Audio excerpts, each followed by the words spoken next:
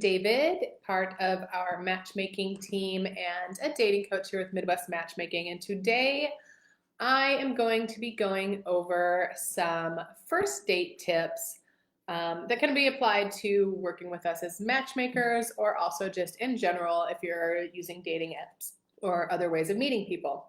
Obviously, most people know that a first date is pretty important in the terms of, making sure that you have the right first impression. And there's a lot of different things that go into that. Starting with, we would even say going back to the pre-date communication and making sure that is all in line. And we've provided plenty of content on that sort of thing. So today I'm going to be actually talking about things to do on the date to make sure that it is a successful one for you. And then at the very end of it, I'll chat, just a little bit like how it's also kind of a little subjective and it all depends on if you thought it was a good date or not anyway. So first things first, one of the most important things that I think people maybe don't think about as much is making sure that when you're going on a first date that you are at the right location. What is a good location for a first date? It is typically going to be something where you two can have a reasonable amount of privacy, that you can hear each other clearly. So you're not going to pick like a crowded sports bar on game night because you're not going to be able to hear what the other person is saying. And on the other side of that, you don't want to go to a quiet coffee house in the middle of the day where everyone around you is going to be listening to your entire conversation, which may be weird for you, maybe not, depending on who you are, I suppose. So typically we suggest, although we say for our first dates just to go for drinks or coffee, a kind of like casual restaurant is a really good place to do so, or even like a brewery, brew pub, that kind of thing. Even a coffee shop where you do, maybe some of them have the options to get a glass of wine or something like that, because some people enjoy a little liquid courage on a first date. You want to take into account, the whole big picture of where you're going for the date. It's also not a good time that we would recommend trying a new place for a first date. I would always stick with some place that you know and you're comfortable with. And then when possible, trying to find somewhere that is centrally located for yourself and the date as well. So keeping those things in mind, we are always happy to give recommendations if you're working with us too. If you don't know a good spot for a first date, we have a whole bunch of lists in all the cities that we work at that we would recommend for you. The second tip that I would say for a good first date is make sure you're in the right mindset. This is another one that people probably don't think about as much, especially if you're going out on a first date right after work for happy hour, or even an hour or so after work where you've gone home and maybe had dinner and then you're going to meet later for drinks. It's really easy when you're going on dates after work to kind of stay in work mindset. And I think women especially then will kind of come to the date in work mode.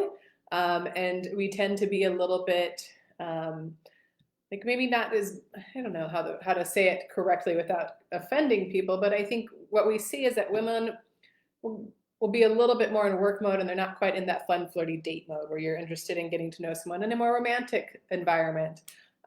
So that's just another reason why I would say like maybe don't do it right after work if you can avoid it. Or if you do have to, kind of go home and change your outfit, freshen up, things like that. Like do something to kind of change your mindset a little bit so that you have date mindset and work mindset. And they're kind of two separate things. And you don't get them mixed up there. The third thing, this is something that you would think goes without saying, but it is something that we do chat with clients with more frequently than you would imagine with coaching. And that is make sure that you are dressing for the part of a first date and putting a little bit of effort into it. And this goes for men and women too. We hear this all the time that clients kind of just, especially if it was a weekend date or things like that, they just show up in sweatshirts or t-shirts and things that are kind of more casual. And I'm not saying you need to go, for a full fancy button down, tie, all of that, or a formal dress. But, again, kind of fun and flirty is going to be a really good thing to wear on a date. If you don't have anything to wear on a date, go buy something new. It's a really good reason. It can be your first date dress or your first date shirt that you wear to every single first date you go on. And no one will ever know unless you wear it to the second date as well. But, put a little effort into it, get a fresh haircut, make sure you're shaved.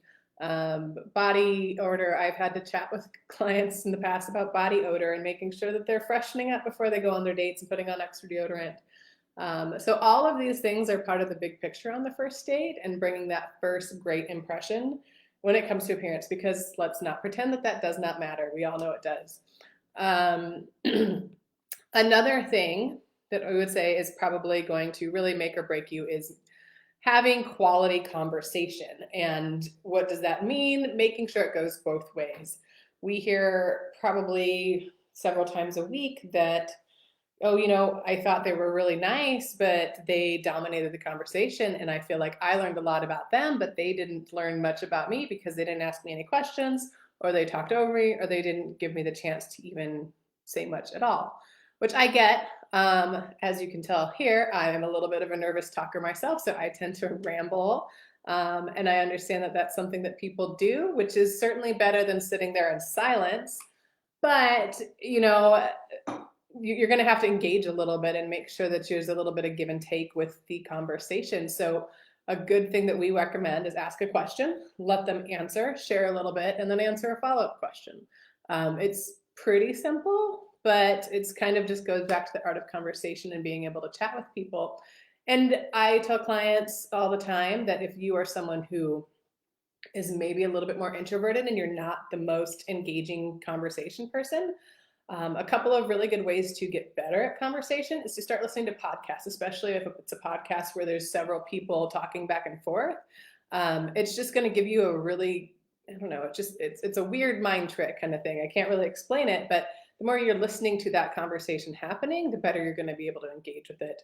And even just in your regular daily life, start chatting people up more. If you're not the most chatty person and normal, talk with the person who's checking out at the grocery store or your waiter, have a deeper conversation, get to know them. Use these opportunities in the day-to-day things that you're doing to get to know people and practice on having better conversation on your dates.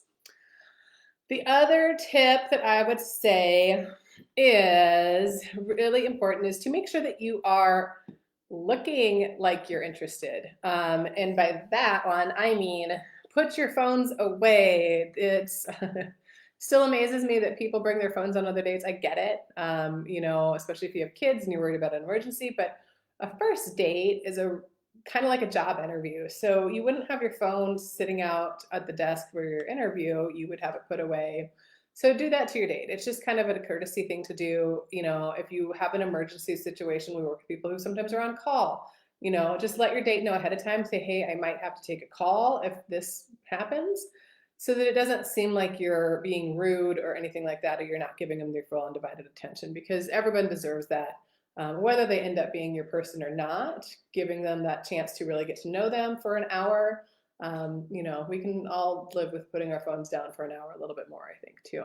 So, and also, maintaining eye contact, things like that. Just look at them. Don't look at the TV. The common sense things, but they say it's not always that common. So those are some tips that I have as far as first dates. And then another thing I wanted to mention on is, at the end of the day, like, you shouldn't be deciding if it was a good first date based on if they like you or not. You should be deciding if it was a good first date based on how you felt about them and how you felt it went. So just kind of keeping that in mind. Dating isn't easy for anyone. I don't care who you are. So it's rare that we see people who come in here and we, work with hundreds of people on a regular basis, and very few people come into this saying, oh my God, I love going on dates. Nobody loves it, but it is part of the process, and it's the best way to get to know someone. So instead of worrying about if you made the perfect impression or if they're your perfect match, I would say leave the date and ask yourself, did I have fun? Did I enjoy in my time that I spent with this person? You don't need to worry about falling in love on a first date. That doesn't really happen very often. It's generally in movies or TV shows.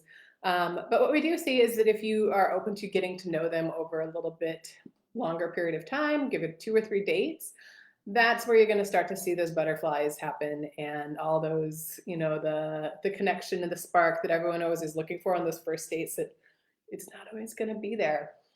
So just keep those tips in mind.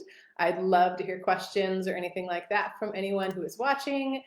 And I hope that you learned something from this and are able to apply it to your dating life.